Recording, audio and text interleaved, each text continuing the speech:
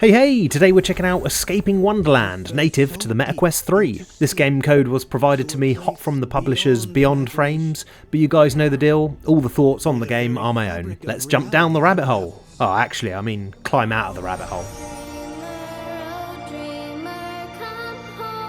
Escaping Wonderland is the sequel to 2020's Down the Rabbit Hole, also available on the Quest. These games offer a unique third-person VR adventure that serve as prequels to Lewis Carroll's classic Alice in Wonderland. Whereas the first game has you assume the role of a girl whose goal is to press deeper and deeper into Wonderland, this title has you thrust into the depths of Wonderland trying to climb your way out, or more precisely, up.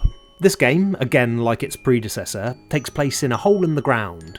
Not a nasty, dirty, wet hole filled with end of worms and an oozy smell, but a VR hole that has each room a cute little diorama cut into the earth for you to explore. Unlike the predecessor, where you would be going down, deeper into Wonderland, this time you're quite literally climbing up and out. So, this 4 to 5 hour story-driven adventure has you control Molly, a young lady trying to collect parts stolen from a machine that will eventually help you escape Wonderland. Along the way you'll meet some fantastic and familiar characters such as Tweedledee, Tweedledum, the Cheshire Cat, the Mad Hatter, and even the short-tempered Queen of Hearts herself. The characters are a real highlight of this game and are so charming you'll just be excited to see who you bump into next. A particular highlight for me was these little light bulb men.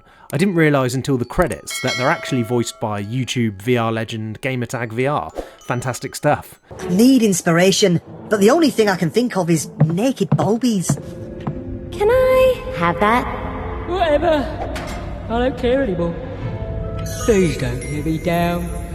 At least this beats working. You know how many CEOs it takes to screw a light bulb? None. He gets silly little girls like you to do it for him.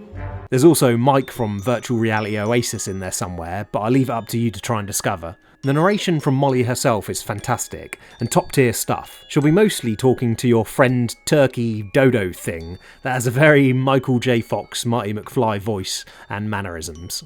Lord Jabberwocky took the heart valve, and then he sold off the rest of the machine parts. Now will you please stop badgering me?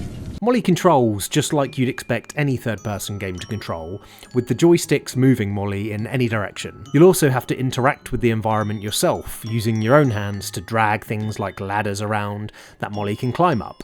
There are also areas that turn to Molly's first-person perspective, where you'll get a different sense of scale and perspective to solve puzzles and use items such as Molly's slingshot, which controls by dragging the ammo back and letting go as you'd expect. Collectibles are a bit of both. You yourself have to spot these scraps of paper in the scene, knock them down with your actual hand, and then control Molly over to them to collect. I very much enjoyed looking for these collectibles, including audio tapes that give you more story if you have the patience to listen to them. No, try again. From the top. Better. No, Molly. Sorry, Mom. As mentioned above, the game world unveils itself around you, and as it does, you'll see new roots grow out of the walls, and you'll have to physically grab to pull yourself up and follow the action. This also gives you that sense that you're quite literally stuck down a rabbit hole, trying to get your way out. The visuals in the game, much like the last, are fantastic, with lots of creative areas that use the small amount of space wonderfully. I particularly liked an area near the end which depicted a nice bright sunny day, with rolling hills in the back and a little town to explore. What could have taken areas like this to the next level would be just a few more NPCs going about their day with some walk cycles.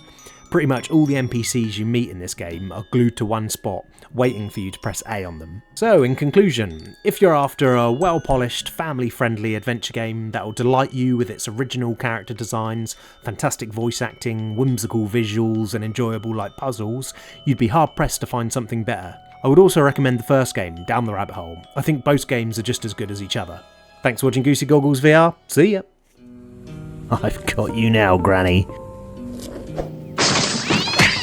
I am Cat VR. Look at this, I've got a cool smartphone. Fluffy Joe, that's my neighbour. Today I think we're just going to use these claws to upset Granny. Scratch, scratch, scratch, scratch.